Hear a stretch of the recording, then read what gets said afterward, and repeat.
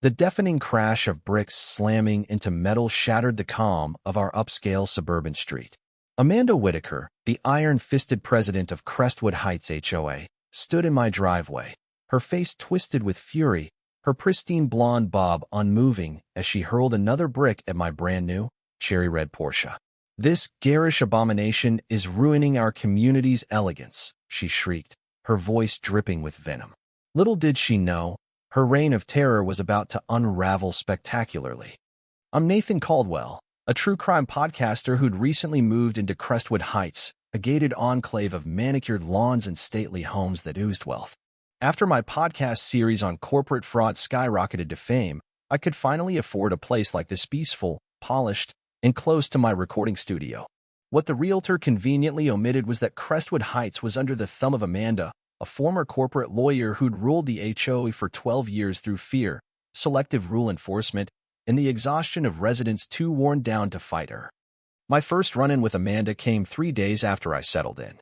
She appeared at my door, clutching a binder labeled Crestwood Code of Prestige, her icy blue eyes narrowing. "Mr. Caldwell," she said, skipping pleasantries, "your mailbox is the wrong shade of taupe." I blinked, thinking I'd misheard. She flipped open her binder, jabbing at a color chart. "It's desert taupe. We require coastal taupe. Repaint it within a week." The swatches were indistinguishable, but Amanda's glare brooked no argument. That was my welcome to her kingdom. Over the next few months, citations piled up. My lawn was a quarter-inch too tall, my doorbell chime too intrusive, my recycling bin an inch too far from the curb. I tried to stay civil, but it was clear Amanda had me in her crosshairs. My neighbor, Jamal Carter, a retired FBI agent with a sharp wit, confirmed my suspicions over beers one evening. "She does this to every newcomer," he said, chuckling. "It's her power play." When I moved in, she tried to tell me my porch light was too bright. I quoted federal lighting codes at her. She's avoided me since. I asked what drove her obsession. Jamal shrugged. "Word is, she was passed over for partner at her law firm. This HOA is her empire now. Tread careful-ish vindictive." I should have listened, but the real trouble began when I bought my Porsche. Bright red, electric, and my first big splurge after my podcast success, it was a statement of freedom. The day it arrived, Jamal texted me. "Heads up, Amanda just stormed past my house muttering about vehicular atrocities. Brace yourself." Sure enough, a violation notice appeared on my door, citing aesthetically disruptive vehicle coloration. I scoured the HOA bylaws, nothing banned red cars. When I called Amanda, her voice was glacial. "The bylaws require all external features to enhance neighborhood aesthetics." I countered, "A car isn't a feature. It's personal property." She hung up with an ominous, "We'll see." The next day, flyers announced an emergency HOA meeting to revise external color standards. Conveniently, it was scheduled while I'd be in Chicago for a podcast convention. I requested a proxy vote, but the HOA secretary, clearly terrified of Amanda, stammered that proxy voting had been banned for special sessions. While I was away, Jamal kept me updated. Amanda rammed through a new bylaw banning primary colored vehicles from being parked visibly in Crestwood Heights. Existing cars were grandfathered but had to be garaged when not in use. The vote barely passed, with many residents abstaining out of fear. "She's targeting you," Jamal warned. "Enforcement starts now." I was due back the next day, but as my plane taxied to the gate, Jamal video called me, his face grim. "Nathan, you need to see this. Amanda's at your house with a truck full of bricks." The screen showed Amanda, dressed in designer athleisure, heaving bricks from a pickup and methodically stacking them near my Porsche. My jaw dropped as she raised one, aimed, and smashed it into the hood with a sickening crunch. "Call the police," I told Jamal, my heart racing. "I'm still at the airport, but I'm coming." He nodded, already dialing. "I'm recording everything." What Amanda didn't know was that my Porsche had a state-of-the-art security system, including 360-degree cameras that activated at the slightest threat.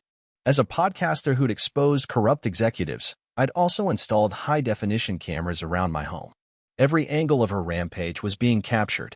Using my phone, I triggered the car's alarm. The blaring horn and flashing lights startled Amanda, but she resumed her assault with renewed fury, shouting, "This is what happens to rule breakers in Crestwood." As my Uber sped toward home, I watched the live feed. Amanda's bricks left dents and shattered glass, each throw punctuated by rants about upstarts and standards. Jamal texted, "Cops are coming." Just as we turned onto my street, 5 police cruisers screeched in, lights flashing. Amanda, oblivious, kept throwing until an officer's loudspeaker boomed, "Ma'am, drop the projectile and step away." She spun, brick in hand, her face morphing from rage to indignation. "Do you know who I am?" she snapped. "I'm the HOA president. This vehicle violates our bylaws." "Put down the brick," the officer repeated.